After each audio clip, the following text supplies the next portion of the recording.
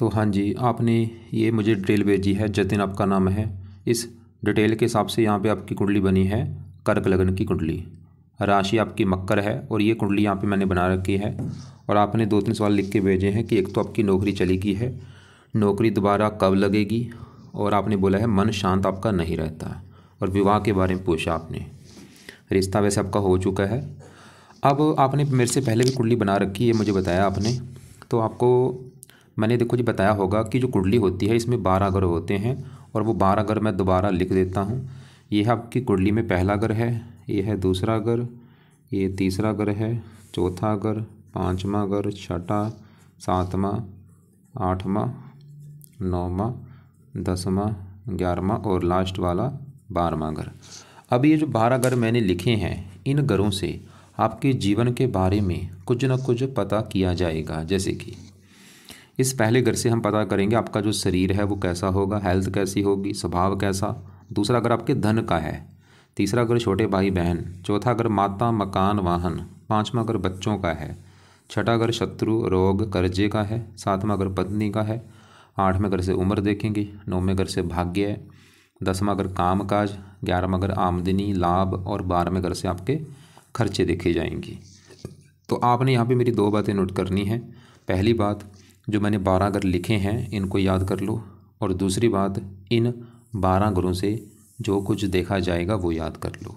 अब आप ये देखो कि आपने कुंडली में क्या देखना है, वो ग्रह देख लो। जैसे मान लो आपने देखना है अपने बच्चों के बारे में जानना है आपने, तो 5वां ग्रह कुंडली में बच्चों का होता है, और 5वें ग्रह में नंबर लिखा है 8। 8 है वृश्चिक राशि, मालक बना मंगल, तो आपके बच्चों के लिए हमें मंगल को देखना पड़ेगा। ऐसे ही अगर आपके छोटे भाई बहनों के बारे में जानना है, तीसरा ग्रह छोटे भाई बहनों का है, और तीसरे ग्रह में नंबर 6 लिखा है, 6 है कन्या राशि, मालक बना बुध, तो छोटे भाई बहनों के लिए बुध को देखना पड़ेगा। तो आपको मेरा कहने का मतलब समझ आ चुका है कि जो कुछ देखना है वो ग्रह देखना है, और ग्रह का जो मालक है वो मालक देखा जाता है। अब देखो जी आपकी सवाल की कुंडली है कैसी। आपकी कुंडली में मंगल अच्छा है, शुक्र ठीक है, गुरु ठीक है, चंद्रमा ठीक है, शनि भी ठीक ठाक है, बुध ठीक है, सूर्य थोड़ा सा है पक्की। आपकी कुंडली में ये राहु ये मुझे ख़राब लगा है, केतु ख़राब लगा है। और अब ये जो 9 ग्रह होते हैं ये जो अपना असर है वो ज़्यादा कब देते हैं, जब इनकी दशा चलती है। और इन ग्रहों में से आपके ऊपर अभी जो दशा चली हुई है वो है इस राहु ग्रह की। राहु के आपके ऊपर चली हुई है बड़ी महादशा। कब से चली है? ये 2007 में आपके ऊपर चली है। पिछले मतलब 18 साल हो चुके हैं। 18 साल से आपके ऊपर राहु की दशा चली हुई है। ख़त्म कब होगी? तीसरा महीना 25 में, मतलब अगले महीने में ये दशा खत्म होने वाली है। बस 1 महीना पड़ा है, तो 1 महीने के बाद आपकी भाई राहु की दशा खत्म हो जाएगी, जो कि पिछले 18 साल से चली है। और एक छोटी दशा होती है जिसे कहते हैं अंतरदशा, वो मंगल की चली है। तीसरा महीना 24 से तीसरा महीना 25 में ख़त्म होगी ये भी। लेकिन असर हमारे ऊपर होता है जिसकी होती है महादशा। तो आपके ऊपर पिछले 18 साल से इस राहु की महादशा चली हुई है। मतलब आप ये समझ लो आपके जीवन में जो दिक्कतें आ रही हैं पिछले कई सालों से, परेशानियां, रुकावटें, आपकी बार बार जो नौकरी छूट रही है, और भी आपका जो मन परेशान है, चिंता है, जो भी कार राहु है। और अभी अगले 1 महीने में क्योंकि दशा खत्म होने वाली है, और इसके दशा खत्म होने के बाद इस गुरु की आपके ऊपर बड़ी महादशा आने वाली है। मतलब आपका जो समय है अच्छा शुरू होने वाला है भाई। तो आपका भाई अगले महीने से गोल्ड समय शुरू हो जाएगा। मतलब आपका हज़ारों आपकी दिक्कतें दूर हो जाएंगी अभी अगले महीने के बाद। कारण एक और भी है, क्योंकि आपके ऊपर शनि की साढ़े चली हुई है, और ये भी ख़त्म कब होगी? ये मार्च में ख़त्म होगी, मार्च 25 में, अगले महीने में। मतलब ये भी साढ़े ख़त्म होने वाली है, और ये पिछले 7.5 साल हो चुके हैं चली को। क्योंकि साढ़े भी अच्छी नहीं मानेगी, इसमें भी दिक्कतें आती हैं, परेशानियाँ आती हैं। तो आपका देखो जी, एक तो राहु की महादशा खत्म हो जाएगी अगले महीने से, तो आपकी हज़ारों दिक्कतें दूर होंगी। ऊपर से साढ़े भी अगले महीने में ख़त्म होने वाली है, मार्च 25 में। ये 27-28 मार्च को ख़त्म होगी आपकी साढ़े। तो आपके लिए बहुत अच्छी बात है भाई। आपको सुन के अच्छा भी लगा होगा कि आपकी चलो आपका बुरा समझो अभी ख़त्म होने वाला है अगले महीने के बाद, क्योंकि साढ़े भी खत्म हो रही है और राहु की दशा भी खत्म हो रही है। मतलब आपकी जो भी दिक्कतें आ रही हैं, जो आपने बोला है ना नौकरी क्यों छूट रही है, नौकरी कब लगेगी, अगले महीने के बाद आपका समय अच्छा है। बस जब आपको जो अजीब सा डर लग रहा है, आपने बोला पागलों जैसा व्यवहार कर रहा हूँ फलाना टिमका, ये दिक्कत ख़त्म हो जाएगी। अब एक बार फिर भी आपको मैं विस्तार में समझाऊंगा। अब सबसे पहले देखते हैं राहु जो है ये बैठा कहाँ पे है। ये बैठा है चौथे घर में बैठा है। अब चौथा घर पहले समझो किसका है, चौथा घर आपकी माता का घर है, माता आपकी कैसी होगी, मकान कैसा होगा, वाहन कैसा, भूमि जमीन जायदाद नौकर चाकर, ये चीज़ें चौथे घर से देख के डिसाइड होती हैं। और आपको मैंने अभी क्या बोला था, घर का मालिक देखना होता है। तो चौथे घर में देखो क्या लिखा है, 7। 7 है तुला राशि, मालिक इसका शुक्र देखा जाएगा। और शुक्र है तो अच्छा, शुक्र तो ये दिखा रहा है कि आपको माता मकान वाहन का सुख अच्छा मिलेगा। लेकिन चौथे घर में गुरु राहु को भी देखना पड़ेगा, और राहु जो है ये थोड़ा सा चौथे घर को खराब कर रहा है। मतलब राहु की आपकी जो दशा चल रही है चौथे घर में बैठा है, और चौथा घर है माता का घर। राहु की वजह से आपको माता को लेकर दिक्कतें आएंगी। वो दिक्कतें का मतलब है कि जहाँ तो माता से बीमार, या माता का बीमार होना, मतलब आपकी माता को बीमार करेगा राहु, या माता से आपके लड़ाई झगड़े कराएगा, या माता को कोई कष्ट होगा। चौथा घर मकान का है, राहु की वजह से आपको मकान को लेकर दिक्कतें आएंगी। चौथा घर वाहन का है, आपकी जो गाड़ी बाइक है उसको लेकर दिक्कतें आएंगी राहु की वजह से। चौथा घर नौकर चाकर का, उसको लेकर दिक्कतें, घर में क्लेश होना, घर की ज़रूरतों को लेकर दिक्कतें। और राहु की दृष्टियाँ भी हैं। 7वीं दृष्टि पड़ रही है 10वें घर के ऊपर, यहाँ पे मंगल की राशि, शत्रु राशि, ये 10वें घर की भी हानि कर रहा है। काम काज में जो आपकी दिक्कतें आ रही बड़ा कर राहु है, क्योंकि 10वें घर को देख रहा है, काम काज का घर है ये 10वां।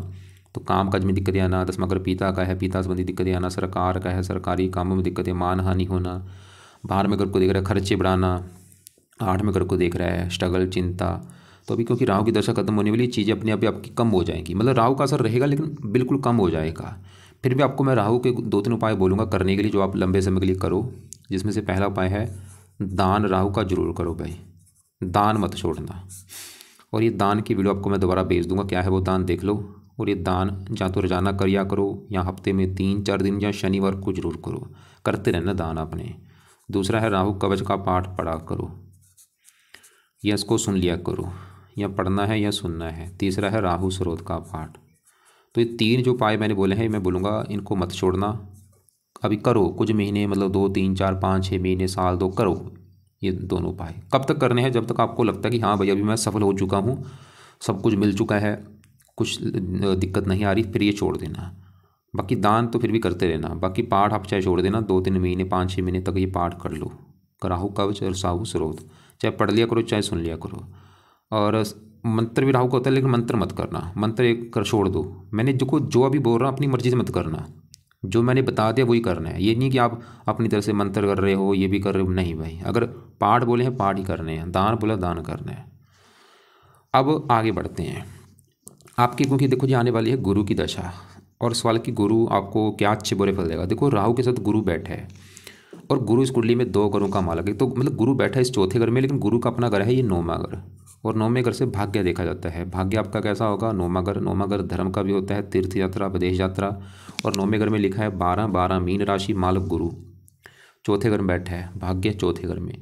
तो गुरु की दशा में आपको भाग्यवंशी, मतलब गुरु आपको भाग्यशाली बनाएगा, खासकर भाग्य आपका साथ देगा चौथे घर के रिगार्डिंग। मतलब आपको भाग्यवंशी गुरु मकान का सुख देगा, माता का सुख देगा, मकान जमीन जायदाद नौकर चाकर ये सुख मिलने शुरू हो जाएंगे।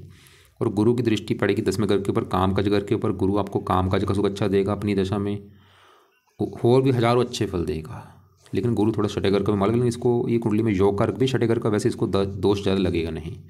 फिर भी देखो जी आपने एक काम करना है, नोट कर लो, क्योंकि गुरु की दशा यहाँ पे मैं दोबारा दिखा देता हूँ। देखो ये आपकी कुंडली है, और ये है कुंडली का चार्ट, ये है दशा। देखो अभी राहु की दशा के बाद गुरु की दशा आएगी 11 मार्च 25 में, अगले महीने में स्टार्ट होगी, 41 में ख़त्म होगी, काफ़ी लंबी दशा है। तो गुरु के आपको मैं अभी 3-4 उपाय बताने वाला हूँ, वो आपने उपाय जरूर करने हैं। कारण क्यों है, ताकि जो गुरु की दशा आने वाली है वो आपकी और अच्छी जाए, अच्छी तो जाएगी, और अच्छी जाए। मतलब उसका बुरा फल अगर कोई थोड़ा बहुत होगा आपको ना मिले, क्योंकि एक थोड़ी सी गड़बड़ ये है कि राहु जो गुरु है, देखो राहु के साथ बैठे, ये चंडाल दोष बना हुआ है, थोड़ा सा पीड़ित है। और बाकी एक और नेगेटिव बात है कि गुरु बैठा राहु के नक्षत्र में बैठा है, ये एक अच्छी बात मुझे नहीं लगी। मतलब है तो गुरु अच्छा देवता ग्रह है और भाग्यशाही इस कुंडली में योग कारक, लेकिन गड़बड़ थोड़ी सी ये है कि राहु के साथ बैठा है, ऊपर से थोड़ा सा राहु के नक्षत्र में है। तो अगर आपको अभी जो मैं गुरु के 3-4 उपाय बताऊंगा, अगर वो उपाय करेंगे गुरु बिल्कुल अच्छा जाएगा। तो पहला उपाय है आपने करना है गुरु का मंत्र, बस ये शुरू कर देना, अगले महीने शुरू कर दो। चाहे ये मंत्र आप चाहे 1 माला कर लो, 2 कर लो, 3 कर लो, आपकी मर्जी है। मंत्र है ओम ब्रह्म बृहस्पते नमः, ओम ब्रह्म बृहस्पते नमः, ये सुबह के टाइम करना आपने। दूसरा है गुरु का, देखो जी नाम गुरु को हम बृहस्पति कहते हैं, तो आपने बृहस्पति कवच का पाठ पढ़ना है या इसको सुना करो। तीसरा है बृहस्पति स्रोत का पाठ। तो यहाँ पे मैंने 2 पाठ लिखे हैं, लिख लो। बृहस्पति कवच का पाठ, बृहस्पति स्रोत का पाठ। ये आपको यूट्यूब पे मिल जाएंगे या गूगल पे सर्च करो। ये पाठ आपने या तो इनको पढ़ लिया करो, अगर नहीं आते पढ़ने ऑडियो लगा के इनको सुना करो सुबह के टाइम। चौथा उपाय है, अगर आप कर सकते हैं, ये फोर्स नहीं करूँगा, वो है गुरु का आप व्रत रख सकते हैं। हर गुरुवार को गुरु देवता का व्रत रखो, व्रत की कथा सुन लिया करो और आरती किया करो। व्रत में क्या करना, जैसे आप मान लो गुरुवार का व्रत रखेंगे, जिस दिन में आपने भाई कुछ नहीं खाना, रात को ही भोजन करना होता है। और रात के भोजन में नमक का सेवन नहीं करना, खटियाई नहीं खानी। और दिन के समय आप वैसे फल फ्रूट खा सकते हैं, फल फ्रूट खा लेना, पानी पी लेना और व्रत की कथा सुन लेना, आरती कर लेना। लेकिन अगर आपको लगता है कि भाई मैंने व्रत कभी नहीं रखा, आपकी मर्जी है, चाहे रहने देना। बाकी ये उपाय जरूर करना, गुरु का मंत्र जरूर करना है। और इसका जो व्रत है, वो गुरु कवच का पाठ, स्रोत का पाठ भी पढ़ने हैं, या इनको सुन लिया करो। और व्रत आपकी मर्जी नहीं रखना आता, कोई बात नहीं, रहने दो चाहे। अब हमने क्या देखा कि आपकी भी राहु की दशा खत्म होने वाली, आगे गुरु की दशा आने वाली, वो आपको मैंने गुरु बता दिया है। और अब आपके दूसरे ग्रहों को भी एक बार मैं कवर कर देता हूँ। जैसे क्योंकि मैंने बोला चौथे घर में जो गुरु राहु बैठे, चौथे घर में जो 7 लिखा है, मालक शुक्र भी है इसका। और शुक्र की बात करें कि शुक्र कैसा है, शुक्र बैठा है पहले घर में। और शुक्र इस कुंडली में 11वें घर का भी मालक है, जहाँ पे 2 लिखा है, वृष राशि, मालक शुक्र। मतलब शुक्र आपका तकरीबन अच्छा है। शुक्र चौथा घर मकान वाहन का शुक्र, तो ये दिखा रहा है कि आपको लाइफ में मकान, वाहन, ज़मीन, जायदाद, ये सुख मिलेंगे। और ये 11वें घर का मालक है, 11वें घर आमदनी अच्छी देगा, लाभ देगा, इच्छाएँ पूरी कर देगा शुक्र पहले घर में। और भी शुक्र अच्छे फल देगा। बाकी आपकी बात करते हैं यहाँ पे 7वें घर में, 7वें घर की बात कर, 7वां घर है पत्नी का घर। अगर आपका सवाल है पत्नी को लेके कि पत्नी कैसी होगी, पत्नी का सुख है या नहीं, तो पत्नी का घर है 7वां। और फार्मूला होता है घर का मालक देखा जाए, तो 7वें घर में क्या लिखा है, 10 मकर राशि, मालक देखा जाएगा शनि को, कि शनि अच्छा है या बुरा है पत्नी के लिए। और शनि के अलावा 1-2 ग्रह और भी देखना पड़ेगा, क्योंकि पत्नी घर में देखो चंद्रमा बैठा है, उसको भी देखना पड़ेगा। और 7वें घर के ऊपर दृष्टि है गुरु की, और 7वें घर के ऊपर दृष्टि है शुक्र की। शुक्र वैसे भी पत्नी का कारक है। शुक्र आपका तकरीबन ठीक है, क्योंकि पहले घर में बैठा है। शुक्र पत्नी का भी कारक है, विवाह का कारक है, और 7वें घर का कारक है। शुक्र तो ये दिखा रहा है कि भाई पत्नी का सुख अच्छा मिलेगा, पत्नी अच्छी होगी, विवाह का सुख अच्छा है। अब पत्नी घर में चंद्रमा बैठा है, चंद्रमा वैसे शनि की राशि पर भी चंद्रमा एक शुभ ग्रह है, तो चंद्रमा तो ये दिखा रहा है कि पत्नी अच्छी होगी, समझदार होगी, गुणी होगी, सुंदर होगी, वो भी ये दिखा रहा है। अब पत्नी घर का मतलब शनि जो है वो बैठा है 8वें घर में, एक अच्छी बात नहीं है। लेकिन शनि 8वें घर में यहाँ पे जो 11 है, ये अपने ही घर है इसका। सवाल कि शनि अच्छा है बुरा है, शनि देखो जो आपको रले मिले फल देगा, बुरे फल भी देगा, अच्छे फल भी देगा। अच्छे फल क्या देगा, शनि 8वें घर बैठा अपने घर में, 8वां घर है उम्र का। शनि आपकी उम्र कर देगा बहुत ज़्यादा लंबी, आप अपने परिवार में सबसे लंबी उम्र के होंगे। लेकिन शनि बुरे फल आपको क्या देगा, शनि की 3री दृष्टि पड़ रही है 10वें घर के ऊपर, यहाँ पे है नीच राशि। और 10वां घर काम काज का है, शनि आपके काम काज में हमेशा दिक्कतें पैदा करता रहेगा। मतलब अगर आपकी नौकरी छूटती है, उसका कारण ये शनि भी है कहीं ना कहीं, क्योंकि 10वें घर को दृष्टि दे रहा है। 10वें घर में नीच राशि है, 10वां घर काम काज का है। 7वीं दृष्टि पड़ेगी दूसरे घर के ऊपर, धन का घर है, शनि आपके धन को भी लेकर दिक्कतें देता रहेगा। 10वीं दृष्टि पड़ेगी 5वें घर के ऊपर, 5वां घर संतान का ही, आपकी संतान को भी लेकर दिक्कतें देगा आगे जाके जब आप बच्चा पैदा करेंगे। लेकिन शनि वैसे उम्र के लिए अच्छा है, और शनि आपकी पत्नी घर का मालक है तो पत्नी के लिए भी अच्छा, बस थोड़ा सा पत्नी का बीमार होना या थोड़ा सा मनमुटाव होना, ऐसी दिक्कतें जरूर देगा। क्योंकि शनि मैंने देखा है ये बैठा है राहु के नक्षत्र में बैठा है। तो आपको शनि के 2 उपाय बताने वाला हूँ, अगर ये वो 2 आप उपाय करेंगे, अभी जो मैंने बुरे फल बोले हैं आपको नहीं मिलेंगे। मतलब शनि के पाठ पूजा जो उपाय, पहले उपाय समझो शनि के उपाय क्या हैं। तो शनि का पहला उपाय है, आप शनि मंदिर जाना शुरू कर दो भाई, हर शनिवार को शनि मंदिर माथा टेक के आया करो। दूसरा उपाय है शनि चालीसा का पाठ पढ़ा करो। अब ये उपाय करने से फ़ायदा क्या हो, क्योंकि शनि आपके मैंने बोला था शनि जो है वो काम काज घर को देख रहा है, काम काज में दिक्कतें आने का कारण भी शनि है कहीं ना कहीं, और धन की भी हानि कर रहा है। धन की हानि नहीं होगी अगर शनि के उपाय करते हैं, और आगे जाके बच्चों को भी लेकर कोई दिक्कत नहीं आएगी। मतलब संतान में देरी नहीं होगी, संतान जल्दी हो जाएगी, और कोई गर्भपात नहीं होगा पत्नी का, और आपकी पत्नी से भी आपके लड़ाई झगड़े आगे जाके नहीं होंगे, क्योंकि थोड़ा सा शनि आपकी पत्नी से लड़ाई झगड़े करा सकता है या पत्नी को बीमार कर सकता है। तो ये उपाय जरूर करते रहना, ये तो करते रहो, मतलब शनि चालीसा पाठ पढ़ते रहो लाइफ टाइम के लिए, रात को पढ़ लिया करो बस इसको, या सुन लिया करो। और मंदिर जाया करो हर शनिवार को, अगर घर के आसपास शनि मंदिर है तो रोजाना भी आप जा सकते हैं। बाकी देखो जी, हाँ ये जो 10वां घर है, क्योंकि आपका सवाल मेन काम काज को भी लेके है। 10वां घर काम काज का होता है, जो आप अगर आप काम काज के बारे में जानना चाहते हैं 10वां घर देखा जाएगा। अब 10वें घर का मालक देखना होता है। 10वें घर में क्या लिखा है? एक। एक है मेष राशि। मेष राशि का जो मालक है वो है ये मंगल। तो काम काज के लिए हमें इस मंगल को भी देखना पड़ेगा। और मंगल के अलावा 10वें घर में कौन बैठा है? केतु बैठा है। केतु को भी देखना पड़ेगा। और 10वें घर के ऊपर दृष्टि है शनि की। शनि हमने देख लिया। शनि तो 10वें घर को कर रहा है खराब, क्योंकि नीच राशि है। और 10वें घर के ऊपर राहु की दृष्टि है। राहु भी हमने देख लिया, वो भी 10वें घर को खराब कर रहा है, क्योंकि शत्रु राशि मंगल की राशि है। और 10वें घर में जो केतु बैठा है वो भी 10वें घर को खराब करेगा। मतलब केतु यहाँ पे 10वें घर में आके बैठा है, ये भी आपके काम काज में दिक्कतें पैदा करता रहेगा। तो आपके अगर भाई काम काज में दिक्कतें आ रही हैं, उसका 3 कारण है। क्योंकि 10वां घर काम काज का, उस घर में केतु बैठा है, और 10वें घर के ऊपर शनि की दृष्टि है, 10वें घर के ऊपर राहु की दृष्टि है। तो शनि के उपाय आपको मैंने बता दिए हैं, राहु के भी उपाय बता दिए। अब केतु के लिए क्या करो? केतु के लिए केतु का जो दान है वो किया करो। और ये दान है, कुत्तों को रोटी डाल दिया करो। कुछ ना कुछ कुत्तों को रोटी डालते रहो। और बाकी अगर टाइम लगे, गणेश जी का भी मंदिर आप माथा टेकने जा सकते हैं। उसके केतु की देवता हैं, सही होता है केतु। बाकी 10वें घर का जो मालक मंगल आपका अच्छा है, लेकिन मंगल आपका 0 डिग्री का बैठा है, उसमें बल ही नहीं है। 0 का मतलब होता है बच्चे के रूप में बैठा है तो अच्छा मंगल, क्योंकि घर में अगर बैठा लाभ का घर, मतलब काम का से लाभ होगा, काम काज के लिए अच्छा। लेकिन मंगल आपका बिल्कुल 0 डिग्री का। अब इसका बल अगर बढ़ेगा, इसके अच्छे बल बढ़ जाएंगे। 0 को प्लस कैसे करना है? इसके लिए 2-3 उपाय हैं। पहला उपाय, आप मंगल का मूंगा रत्न दान कर सकते हैं, जो कि आपने नहीं कर रखा तो आप कर लेना जब भी बजट होगा। दूसरा उपाय, मंगल का मंत्र आप करके भी आप इसकी पावर को बढ़ा सकते हैं। तो सुबह के टाइम मंगल का मंत्र कर लिया करो आप। अगर बजट नहीं है तो खाली मंत्र करते हो, उससे भी काम चल जाएगा आपका। तो मंगल का मंत्र आप 1-2 माला सुबह के टाइम कर लिया करो। ओम अंग अंगारकाय नमः।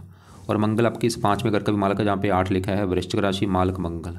11वें घर में बैठा लाभ के घर, मतलब संतान लाभ, संतान इच्छा पूर्ति। मंगल के घर आपकी और अपने घर को देख भी रहा है कि आपका बच्चा पैदा होने के बाद आपकी इनकम बढ़नी शुरू हो जाएगी, इच्छाएं पूरी होनी शुरू हो जाएंगी बच्चे पैदा होने के बाद।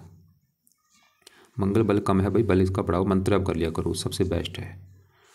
बाकी आपके 12वें घर में बुध सूर्य की बात करूँ, बुध फिलहाल अच्छा है, क्योंकि है तो 12वां घर खराब घर, लेकिन ये बुध 12वें घर में ये जो 3 लिखा है इसी का घर है, अपने घर में बैठा है। लेकिन अब सूर्य की बात करूँ, सूर्य आपका थोड़ा सा खराब है। क्यों? सूर्य देखो जी, खराब होने का पहला कारण, सूर्य बैठा है 12वें घर में, खराब घर है। 12वां घर है खर्च का घर, खर्चा हानि। ऊपर से सूर्य जो है ये राहु के नक्षत्र में बैठा है। और सूर्य आपको क्या दिक्कतें देगा? सूर्य इस कुंडली में इस घर का मालक है, दूसरे घर का, दूसरा घर कुंडली में है धन का घर, खासकर धन जोड़ने का। तो दूसरे घर से धन जोड़ना देखेंगे। दूसरे घर में 5 लिखा है, सिंह राशि मालक सूर्य है, तो धन जोड़ना सूर्य से देखेंगे। और सूर्य बजा के बैठा है 12वें घर में, खर्च के घर में, तो धन चला गया खर्च और धन चला गया हानि। सूर्य मतलब आपका धनहीन योग लेके बैठा है। सूर्य की वजह से बना है धनहीन योग, मतलब सूर्य आपको धन को लिख के दिक्कतें देता रहेगा। खासकर आपका जो धन है वो खर्च होता रहेगा, धन की हानि होना, धन कमाना। तो यहाँ पे सूर्य का आपको एक मैं पाठ बोलूँगा, वो पढ़ लिया करो, उससे ये सूर्य आपको दिक्कतें नहीं देगा। तो वो पाठ है, सूर्य आदित्य हृदय स्रोत का पाठ पढ़ लिया करो सुबह के टाइम। सूर्य आदित्य हृदय स्रोत, इससे सूर्य अच्छा होगा। और सूर्य अच्छा हो गया, धन को लेकर दिक्कतें नहीं आएंगी। आपने मुझे बोला था आपने शुक्र का कर रखा है रत्नधार। शुक्र देखो जी आपका 18 डिग्री का बैठा है। एक तो बल अच्छा है उसका पहले ही। हाँ, अगर यहाँ पे बल इसका कम होता फिर तो धारण कर लेते, लेकिन उसका भाई पहले बल अच्छा है। जैसे मंगल का बल कम है, इसका जरूरी था आपको करना, उसका आपने किया नहीं, और जिसका नहीं करना चाहिए तो उसका कर रखा है। ऊपर से शुक्र इस कुंडली में मार्केश भी होते हैं, और मार्केश ग्रहों का रत्न धारण नहीं होता। तो शुक्र का जो रत्न आपने धारण कर रखा है, मैं बोलूँगा भाई हाँ, उसका एक फ़ायदा भी है। फ़ायदा ये है आपके, चलो विवाह के लिए अच्छा है। तो जब आपका विवाह होगा, पहले ऐसे करो विवाह कर लो, विवाह जब हो गया, विवाह होने के बाद शुक्र के रत्न को उतार के रख देना। और दूसरी बात, आपने मुझे बोला था शुक्र का आप मंत्र भी करते हैं, 10-10 माला कर रहे हैं। इतनी माला नहीं करनी चाहिए, कई बार नुकसान भी होते हैं। क्योंकि आपने जो बोला कि आपको आप पागल जैसा व्यवहार कर रहे हैं, क्योंकि कई बार ये जो पाठ पूजा होती है इनका नुकसान भी होता है अगर ज़्यादा किया जाए। तो इतनी माला भाई शुक्र का मंत्र मत करो। 1 माला कर लो, ज़्यादा से ज़्यादा 2 माला कर लो, इतना माला मत करो। तो दोबारा आपको मैं एक और रिपीट कर दूँ क्या करना है। एक तो आपके लिए सबसे अच्छी बात यही है कि आपका चलो अभी बुरा समय अगले महीने से ख़त्म होने वाला है, क्योंकि राहु की दशा भी ख़त्म हो जाएगी और शनि की दशा 7.5 भी ख़त्म होने वाली है। और गुरु की दशा आने वाली। गुरु क्या है? एक देवता ग्रह है। राहु क्या है? दानव ग्रह है। इनमें डिफरेंट यही है कि ये दानव है और वो देवता है गुरु। तो देवते ग्रह की दशा आने वाली, ऊपर से गुरु इस कुंडली में योग कारक है, भाग्यश है। तो आपका मतलब समय अच्छा शुरू होने वाला अगले महीने से। फिर भी आपको गुरु के ये जो मैंने 4 उपाय बोले हैं, क्यों बोले हैं, ताकि दशा आपकी और अच्छी जाए, क्योंकि गुरु थोड़ा सा राहु के नक्षत्र में बैठा है और साथ में राहु के बैठा चंडाल दोष बना है। तो गुरु के लिए गुरु का मंत्र आपने करना है रोजाना 1-2 माला जितना कर सकते हो, 1-2-3 माला बस कर लो। और इसके जो पाठ है बृहस्पति कवच, बृहस्पति स्रोत, ये पाठ भी सुबह के टाइम पढ़ने हैं या सुन लिया करो। ये सुबह करने हैं आपने, मंत्र पाठ सुबह करने हैं। और व्रत आपकी मर्जी होगी। ये तो हो गए जरूरी, क्योंकि गुरु की दशा आने वाली है। बाकी आपको मैंने बोला राहु का दान करते रहो। राहु कवच स्रोत के पाठ रात को या शाम को पढ़ लिया करो या सुना करो। राहु का मंत्र मत करना। और केतु का दान, कुत्तों को रोटी डालना शुरू कर दो, क्योंकि वो काम काज घर में बैठा है, काम काज में दिक्कतें आने का कारण वो भी है। और शनि के लिए आपको बोला शनि मंदिर जाना है हर शनिवार को, शनि चालीसा पढ़ो। ये क्यों बोला है, इसके कई फायदे हैं। एक तो आपका विवाह हो जाएगा सही ढंग से, और आगे पत्नी से लड़ाई झगड़े नहीं होंगे, क्योंकि आपने बच्चे भी आगे जाके पैदा करेंगे तो बच्चे में भी कोई दिक्कत नहीं आएगी। और कामकाज में भी दिक्कतें नहीं आएंगी, क्योंकि ये भी थोड़ा सा कामकाज में दिक्कतें दे रहा है शनि। तो ये दोनों उपाय करते रहो, लंबे समय के लिए करो भी, मतलब कुछ महीने कुछ साल तक ये कर लो। शनि मंदिर में माथा टेक के आ जा करो शनिवार को, और शनि चालीसा रात को पढ़ लिया करो। एक आपको मैंने सूर्य आदित्य स्रोत बोला है, सुबह के टाइम पढ़ना है। अगर आपको लगता है कि इतने ज़्यादा पाठ पूजा मैं कैसे करूँगा, तो ये पाठ अभी रुक जाओ। मतलब सूर्य का जो पाठ है, सूर्य आदित्य हृदय, ये आप ऐसे करो 2-3 महीने के बाद शुरू कर देना। चाहे 2-3 महीने के बाद इनको शुरू कर देना, इसको अभी रुक जाओ, पेंडिंग में रख दो। और मंगल का मंत्र भी मैंने बोला है, ये भी अभी रुक जाओ चाहे, क्योंकि पाठ पूजा फिर ज़्यादा हो जाएंगे। और बाकी बस दशा अगले महीने शुरू होने वाली। और यहाँ पे दिक्कत क्या है आपके, देखो जी, जो शनि है ये भी राहु के नक्षत्र में बैठा है, और ये जो गुरु है वो भी राहु के नक्षत्र में बैठा है, और बुध है वो भी राहु के नक्षत्र में बैठा है। ये एक अच्छी बात नहीं होती। आपके 4 ग्रह मैंने देखे हैं राहु के नक्षत्र में बैठे हैं, तो इसलिए मैंने राहु के उपाय आपको बोले हैं ताकि वो करते रहो। यहाँ पे आपको मैं दिखा देता हूँ, देखो आपका सूर्य वो राहु के नक्षत्र में बैठा है, और ये जो बुध है वो राहु के नक्षत्र में बैठा है, बृहस्पति वो राहु के नक्षत्र में बैठा है, शनि वो राहु के नक्षत्र में बैठा है। तो 4 ग्रह बैठे हैं। सूर्य भी राहु के नक्षत्र में है, बुध भी राहु के नक्षत्र में है, गुरु भी और शनि भी। इसके अलावा हो सके शिव जी का घर के आसपास मंदिर है, वहाँ पे जाना शुरू कर दो, या शिव जी का जो मंत्र है ओम नमः शिवाय वो जाप कर लिया करो, उससे भी कई फायदे होते हैं। हनुमान जी का पाठ किया करो, हनुमान जी से शनि राहु मंगल कई ग्रह अच्छे होते हैं। और वैसे भी आपकी कुंडली में आपके इष्ट देव हैं हनुमान जी, तो हनुमान जी के पाठ पूजा किया करो, मंत्र आप किया करो। बाकी फिर भी अगर आपको लग रहा है कि अभी भी कुछ बात समझ नहीं लगी, कुछ पूछना होगा कॉल करके पूछ लेना। और मैं आपको लास्ट में यही बोलूँगा कि अगर आपका सवाल है नौकरी को लेकर कि भाई नौकरी मेरी कब लगेगी, मैं बोलूँगा बस अगले महीने से आपका समय अच्छा शुरू होने वाला है, अपने आप आपका सब कुछ अच्छा शुरू हो जाएगा। बस तब तक आप पाठ पूजा कर लो जो मैंने बताए हैं आपको। और तो एक बार दोबारा फिर रिपीट कर दूँ, कुछ उपाय हैं सुबह के टाइम। सुबह क्या किया करो, जब आप सुबह उठोगे, सुबह उठ के अपना गुरु का मंत्र कर लो, ये दोनों पाठ पढ़ लिया करो। और रात के समय क्या करना, रात को बैठ के शनि चालीसा पढ़ लो, और राहु कवच राहु स्रोत के पाठ पढ़ लो या सुन लिया करो। और बाकी ये जो सूर्य आदित्य हृदय स्रोत है, ये भी कुछ महीने के बाद शुरू कर देना। मंगल का मंत्र भी चाहे रहने दो, कुछ महीने के बाद ये रहने दो फिलहाल, क्योंकि। और एक केतु का जो दान है, कुत्तों को रोटी डालो, राहु का दान करो भाई जितना हो सकता है। और गणेश जी का मंत्र कर सकते हो वो कर लो, या शिव जी और हनुमान जी, क्योंकि दोनों के ये दोनों एक ऐसे देवता हैं जिससे कई ग्रह अच्छे होते हैं। शिव जी की पूजा पाठ से राहु अच्छा होता है, कई ग्रह अच्छे होते हैं। और हनुमान जी से 4 ग्रह अच्छे हो जाते हैं, शनि हो गया, राहु केतु मंगल। तो ये दोनों जो देवता हैं हनुमान जी और शिव जी, इनके कोशिश करो, इनका जो मंत्र है, जैसे शिव जी का जो मंत्र है ओम नमः शिवाय, वो जाप किया करो सुबह के टाइम बैठ के, अपना पूरा भावना से 10-20 मिनट बैठ के ओम नमः शिवाय जाप कर लो। और हनुमान जी का जो मंत्र है ओम हनुमते नमः, वो कर लो। बाकी आपका जो धर्म है वो अपने धर्म को सही ढंग से फॉलो करो। और रत्न जो शुक्र का है, मैं फिर अभी बोलूँगा, विवाह के बाद उसको उतार देना, क्योंकि कई बार इसके नुकसान भी होते हैं। जो आपने बोले ना दिक्कत आ रही है, अजीब सा डर लग रहा है, वो कारण वैसे और भी आपके, चलो राहु भी है, लेकिन फिर भी मुझे ये भी लग रहा है ये वैसे काम वासना आपकी बढ़ा सकता है, कामों को आपको बना सकता है। गलत विचार बोझ आते हैं शुक्र का अंदर करने से, क्योंकि बैठा भी आपके सर के ऊपर है, पहले घर में बैठा है।